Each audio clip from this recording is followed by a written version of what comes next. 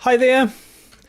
In this video, trying to be clever here, it's text following the path. We even do this where it kind of goes around the top and around the bottom. Let's learn how to do that now in Photoshop.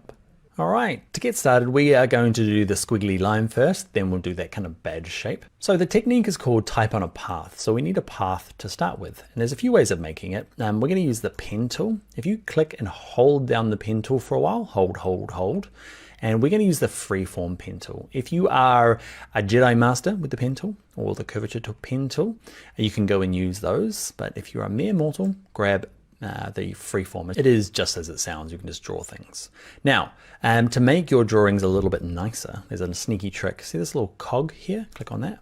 Okay, what you can do is where it says curve fit, you can crank it up a little bit to say something like, it goes up to 10, but 10 is probably too much. Go up to something like 5. Okay, and what it allows you to do is when you draw, I'm going to draw like a little wiggly line there, it just makes your lines look a little smoother. Turn it down to 0 and it will follow your mouse perfectly. It's up to you what you want to do. So that's basically it. Okay, paths are weird. They don't appear in your layers panel. Okay, they appear in this paths panel, which we're not going to really look at. All we need to do is go to layers, grab the type tool. You don't need to change anything. Okay, just grab the regular old type tool and watch my cursor here. Okay, we'll zoom in so you can see my cursor's got the box around it. Watch this when it changes. Can you see a little line through it? That means it's going to follow this path. So be careful where you click on this line, okay, because that's where the text is going to start. So I'm going to click once kind of towards this end here and voila. I'm start typing. So it's going to follow the line around. If you're finding yours is not working, it's probably because I'm going to undo. I'm going to go back to the beginning here. Let's say it's not working. I'm going to hit escape on my keyboard. That is the I didn't mean it button. Okay, get out of that. And before you go and click on here is to pick a font size. So you can do it up the top here. If you've got a font size of something really big, it just doesn't work to fit on this line. So it feels like it's not working. It is, just your font's huge. So pick something really small. Start with 5 point or something. I've got 10 point and it worked fine. Click once, start typing here. Notice I'm a terrible speller, lots of deleting. Okay, so once you've got it here, you can do some adjustments. To do the adjustments, you can select the text. Okay, and I'm going to make a bold text here. I'm going to pick a color that you can actually see, dark gray. Cool, and say we want to adjust a few things. Say we want to adjust the start point or the ending point. Actually, before we do that, you can just say center, and it will put it kind of in the middle of the beginning and end. But let's say we want to leave it left aligned and we want to just move this along. Okay, to do that, it's this tool here. Okay, it's underneath the type tool. It's called the path selection tool. Okay, you might have to click and hold down. You want the top one here. With it selected, there's two main things. Okay, there is this dot at the end. Okay, and there's this little cross at the beginning. You can kind of see the icon change. See the little arrow that appears either side? It's the beginning and the end. So I can click, hold, and drag it to say that's the beginning. Or I can drag it all the way to the end here. Okay, and make sure it's at the beginning.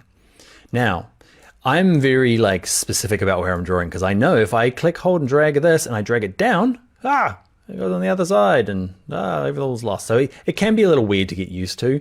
Okay, if you do get it on the other side, find the beginning again, the little cross, and then try and flip it over and oh man, cool. It can get weird. Even I find it a little bit troubling. So I'm going to flip it over again. So the crosshairs. The little cross is the beginning, and this, I leave it in here because I'm going to show you, so it's a little bit hard. So the cross is the beginning. This guy here can be a little problem. He's the end of the line. Not there, it's wherever this dot is, because what can happen is this.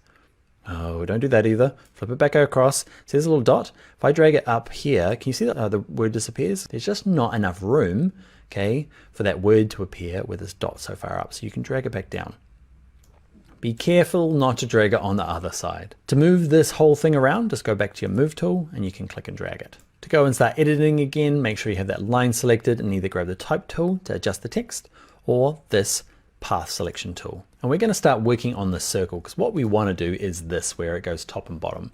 So there is not a magical way of doing it. It's basically what we did up here, but using a circle. So I'm going to go over here.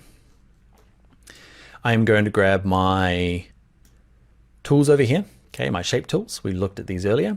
I'm going to use ellipse, but what I'm going to do in this case is instead of using the shape, which draws my shapes like earlier, okay, I'm going to switch it to path.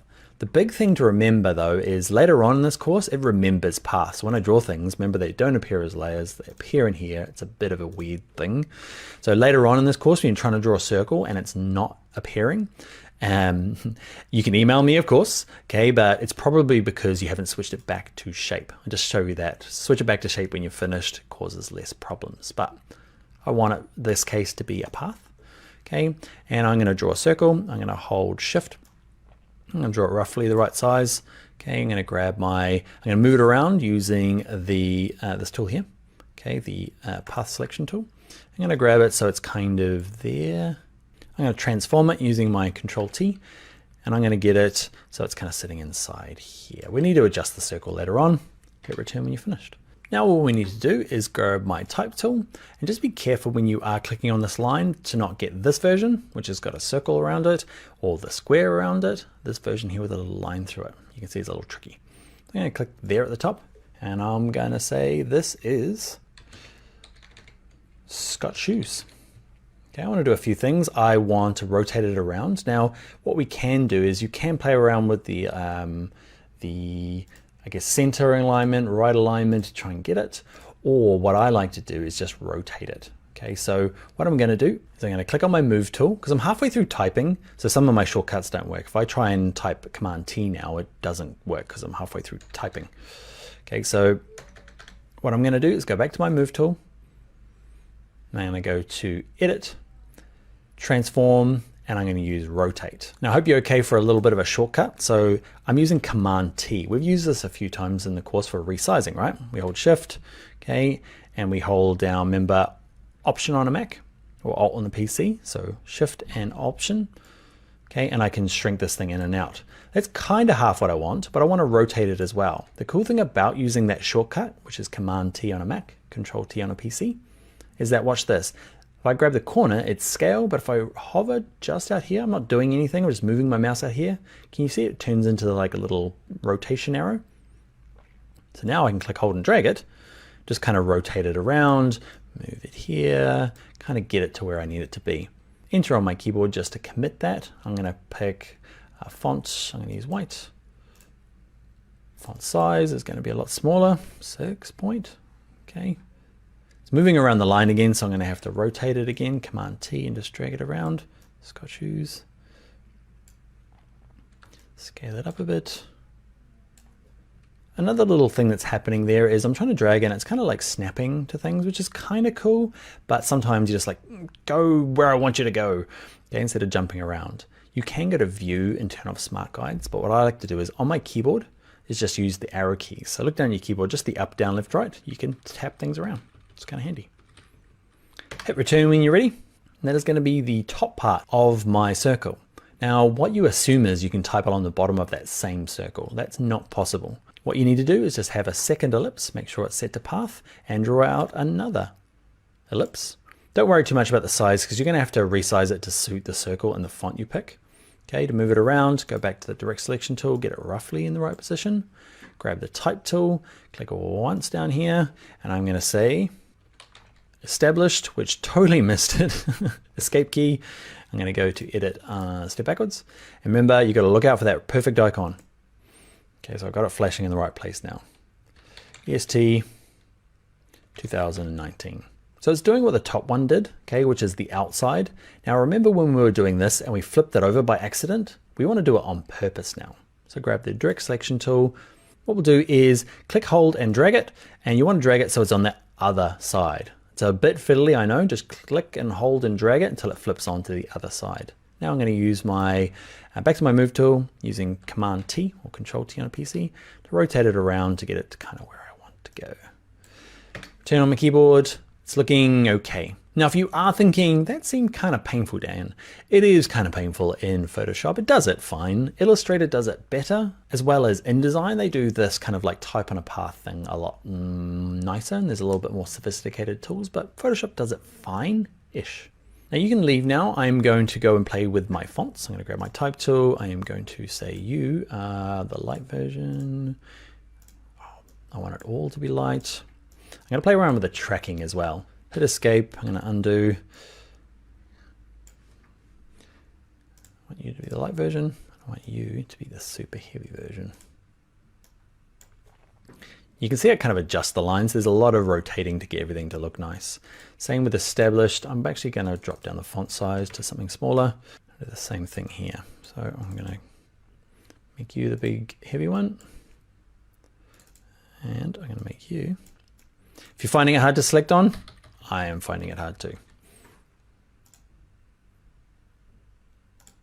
Pick my move tool, transform it around a little bit. Actually, what I might do is before I rotate it around with this layer selected, this one here we haven't really looked at. It's called tracking or kerning. Okay, it's the space between letters. So I'm going to drag it up or down. So I'm going to say I want it to be about 50 because it's on the inside of the circle, they're kind of starting to touch. So with Scott shoes, okay, I wanted to maybe tuck it in a little bit because it's expanded out. So maybe minus 50.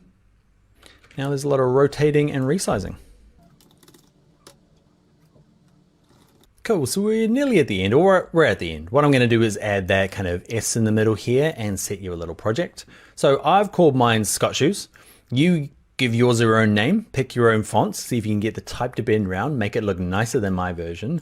And we're gonna pick a big kind of like hero, we're picking a logo type. And I'm just gonna cheat by grabbing the type tool, clicking once out here. I'm going to type a capital S. I'm going to go through my fonts, and I've already gone through my fonts. I'm lying. It's the one that I want is, so it's not a logo I've designed. I've cheated and just used the font. Where is it called? It's called Hobos? Oh, I'm not sure. And I'm going to grab my font size and just make it nice and big. You probably don't have that font, so go through and find a font that you like as a nice big kind of logo type. And I want to see what you make. Okay, so you might have a really long name, okay? So, but give it your name, pick some fonts, circles, colors. I'd love to see a screenshot of what you make for your brand. Doesn't even have to be shoes, just be your name. I just wanted you to prove to me you can do type on a path, and out of, when you're posting it, okay, give me a out of 10 how painful it was. Okay, I still find it painful, and I'm pretty good at this. So you might find it even more painful. So out of 10, 10 being mind-blowingly brain-melting painful, and one being super, super easy. I don't know what you're going on about, Dan. So send it to me on social media. Instagram, I'm Bring Your Own Laptop. On Twitter, I'm Dan Loves Adobe, or just post it here on this page. Thanks for tuning in, one of the longer ones. I will see you in the very next video.